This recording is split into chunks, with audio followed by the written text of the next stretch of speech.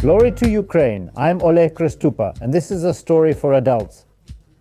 Today we'll discuss Putin's most crucial nation, which Ukraine's president highlighted first in his address to all Moscow-oppressed peoples. Dagestanis, Chechens, Ingush, Ossetians, Circassians, and nearly 200 other peoples under the Russian flag shouldn't die in Ukraine. He singled out Dagestanis as they dared to protest Putin's mobilization, fighting for their right to live, as many Dagestani soldiers died in Ukraine.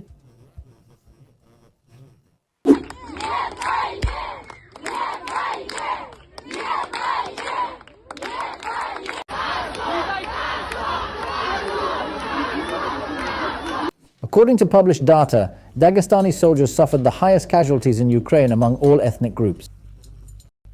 But there's a problem. Dagestani isn't an ethnicity. There's no Dagestani language or songs, but history knows Dagestan's heroes, 3 Russo-Dagestan wars, and that Dagestan resisted Moscow's rule the longest. This is what we'll discuss today.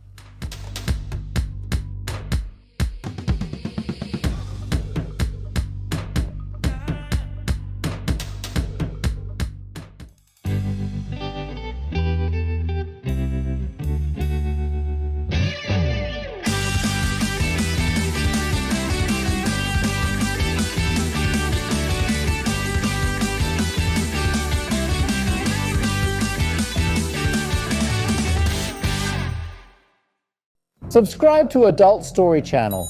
We expose the biggest secrets and dumbest lies of the bunker dwarf. I'm Dagestani Chechen. All revolutions in Moscow happened in capitals.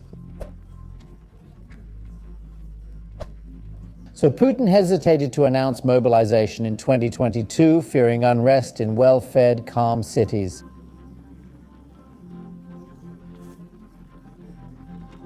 His crimes led to deaths of empire's outskirts, Buryatia, Tuva, Dagestan.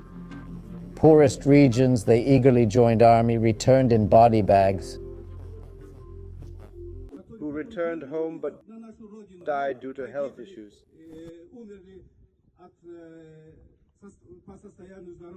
We've already told you about the Buryats and Tuvans. Check it out if you missed it. Everyone's talking about Dagestan since the announcement. Despite Putin's fears, capitals didn't revolt. They voted with their feet. Rich Muscovites and St. Petersburg residents fled, creating huge queues at borders to avoid conscription.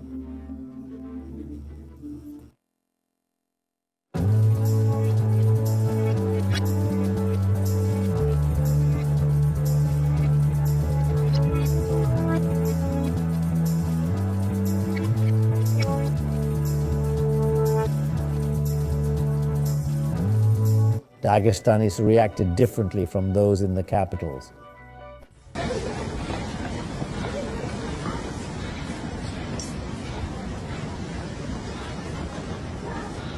Dagestanis defied Putin's police and fought for their own, an unprecedented phenomenon in Russia's intimidated and atomized society.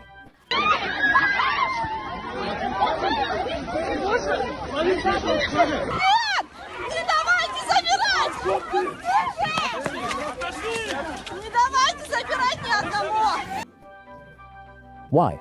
As always in the region's history, it covers an area similar to our Donbass, but with half the population, about 2.5 million. The Russian percentage there is lower than in TV, or for instance in Ukraine, only 3. It happened that they don't thrive there, I'd say.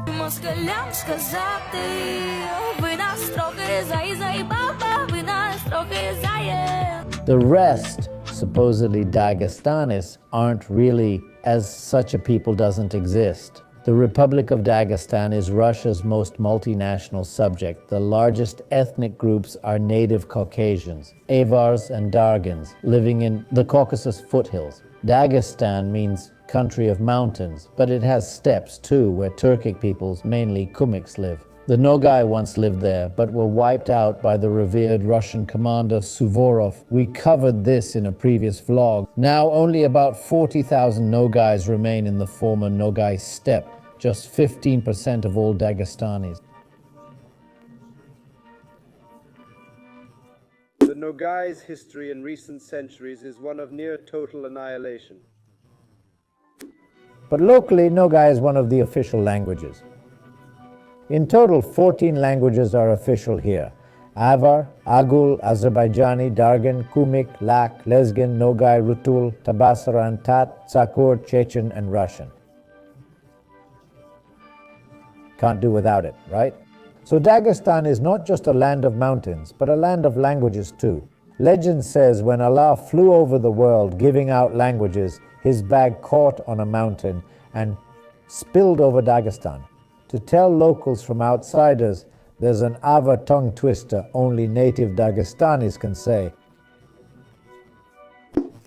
To verify a real Avar, ask them to pronounce this. Karazalda, Mikunyasilda, Unkoyalda, Miko, Ver, Kvakvadilep, Bukanila, Koda, Kor. Meaning 8,888 frogs croaked under the bridge. But the biggest challenge is not its diversity, but its location at the crossroads of European, Asian, and Middle Eastern civilizations. Through the Derbent Pass ran a branch of the Great Silk Road, with hordes of conquerors passing through, Avars, Huns, Mongols, and Turks. The peoples of Dagestan constantly had to find common ground and fight against someone. Neither Genghis Khan, Tamerlane, nor the last Persian conqueror Nadir Shah could fully conquer Dagestan. Instead, locals, nomads, and highlanders created a unique state called the Dagestan Shamkalate, where rulers were elected like Polish kings. In its 17th century peak, all neighbors, including Azerbaijanis and Georgians, paid tribute to Dagestan's warrior Shamkals. They said, 1 Avar means peace, 2 a fight, 3 war. In 159, 94 Moscow's Tsar, Ivan the Terrible's son, Fyodor, first attempted to invade Dagestan. The Muscovites invaded victoriously, but were shamefully defeated and driven out. Only 1 in 4 participants of the campaign survived. They fled through gardens, marking their path with a hymn. Well, you saw, half legs here, half legs there. In 1604, Boris Godunov encroached on the Shamkalatis' land. He seized cities, set up garrisons, and claimed these lands as his own. The Dagestani people quickly united. They allied with Turks and Crimean Tatars, drove out invaders, wiped out thousands of Muscovites near modern Makhachkala. This deterred Kremlin for 118 years, but infighting in Dagestan and pressure from Turkey and Iran led them to seek help from Tsar Peter III. Like us in Pereyaslav. Same as here, bribing local elites, Moscow's forts and troops, gradual loss of rights and freedoms, ruin from constant wars, then rebellions. First Nogais, then Sheikh Mansur's Chechens, but lacked unity like in Dagestan's Shamkalate. In 1817, Muscovites formed a Caucasian corps and began clearing the mountains. This war has different names. In Moscow, Caucasian in Makhachkala, the Third Russian-Dagestani War. Officially, it's Muscovy's longest war, lasting 60 years.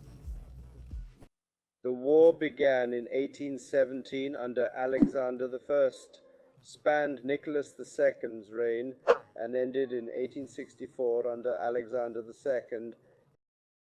Dagestan, Chechnya, and Circassia united around faith, not Moscow corrupted leaders. It began with 3 imams declaring an Islamic state across the North Caucasus.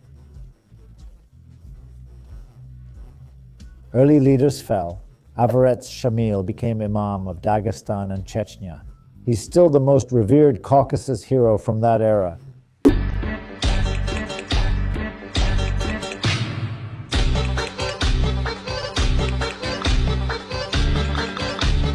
Shamil won many battles.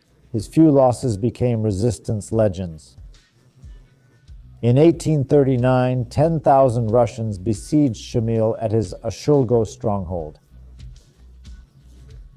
He repelled 4 attacks, then fought on for 20 years after escaping. And for 20 more years, he fought the Russians with doubled fury. The occupiers burned the village, killed Shamil's wife and child.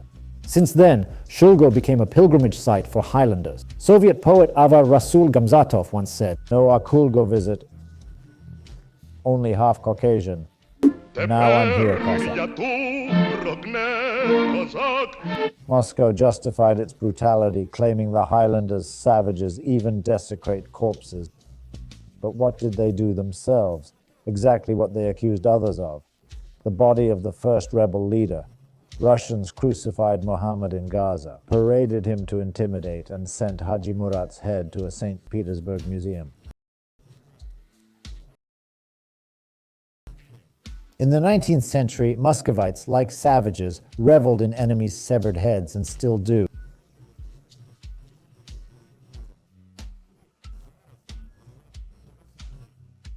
Inscribed in Russian and Arabic on a skull. This inscription reads, Naib Haji Murat Avarsky. Dagestan activists' attempts to properly bury the skull fail, as Muscovites' mentality remains unchanged. Moscow's cruelty and the reaction it provokes in opponents also remain constant. Leo Tolstoy described this in his story about Haji Murat. No one spoke of hatred towards Russians. The feeling they experienced, all Chechens, young and old, felt something stronger than hatred. It wasn't hatred, but the rejection of these Russian dogs as humans, and such disgust, delusion, and rejection of their senseless cruelty that the desire to destroy them like rats, poisonous spiders, and wolves was as natural as self-preservation. Shamil eventually lost, as the forces were simply incomparable. At 65, he laid down arms for a promise to spare his fighters and to live out his days in Dagestan, but you know Muscovite promises. Shamil was sent to Kaluga, a city in Russia's non-Black Earth region. For the past decade, I've frequently traveled through this non-Black Earth region. The impression, I must say, is utterly horrifying. The Imam fell ill from the climate and asked to be moved to the Caucasus as promised, but no, he was sent further south to Kiev, where he spent over a year in the capital of Ukrainian rebels, living in Prince Urusov's house wing on Pechursk, at the corner of current Hrushevsky Street and Fortress Lane. He was allowed to walk in Mariinsky Park and enjoy the Dnieper and steamboats. He wrote about our capital like this, quote, "I consider Kiev one of the best cities I've seen in the Russian Empire for its good climate and hilly location, reminding me of my homeland where I was born and raised." Shamil's wing is long gone, but on the house where it stood, there's a relief from which Ukraine's president addressed the Caucasians. The peoples of the Caucasus. I'm now in the part of Kiev where the hero of Dagestan and the Caucasus lived in the 1860s. Imam Shamil. As you see, Ukraine honors your heroes. Crowds of free-thinking Kiev students often gathered at Shamil's place. When he was taken away, they'd toss handwritten lines from Shevchenko's Caucasus about Shamil's rebels into the carriage. These lines still appear in unexpected places, like in Balaklia, now freed from Muscovites. І вам слава сині гори, кривою окутні, і вам лицарі великі, Богом не забудьте, борітеся, поборете, вам Бог помагає, за вас правда, за вас сила і воля святая. Muscovites subjected Dagestan's neighbors to genocide, like the Nogais in 17th century or Circassians in 19th. In their homeland, only 1,700 remained, with 7 million scattered worldwide, from Turkey, Israel, Jordan, Syria to USA, Belgium, and Germany. The first classical genocide is considered to be the Armenian expulsion in Turkey in 1915. The crime's format, deportation with mass killings during the process. But no, Muscovy first committed such crimes, though no one cared then. Now, the Nogay steppe has few Nogays, and Western Circassia, or Adygia, lacks Circassians and Adigis. These prime coastal lands lie between Sochi and Anapa. Ask Muscovites about Sochi's history. None mention the Circassian genocide by Tsar Alexander II. Of that great people, only Zhupan coats, Circassian cheese, and Adiga cheese remain in public discourse. I'm Circassian. Where's my nation? Recognize the genocide. Circassian activists brought these slogans to the Russian embassy. Dagestanis escaped this fate, unlike Chechens, Ingush, Karachais, Turks, Greeks, and Meskhetians deported to Central Asia and Siberia by Stalin. Some blame Kremlin games, others fear a new Shamil. But fact is, Dagestan's people suffered least from Moscow's tyranny. Now, as Shamil said, it's time for truth. Russia stands alone, isolated, and will be condemned for this war. Those who take up arms against truth seal their own fate. The Kremlin seems unaware of Imam Shamil's words. Will Dagestan and other Russian peoples face death by Ukrainians or revolt against Russia's oppression? Can Shamil's descendants rise again? Noble warriors, write comments and support Ukraine's forces. Truth, glory, and freedom are with them now. Glory to the heroes.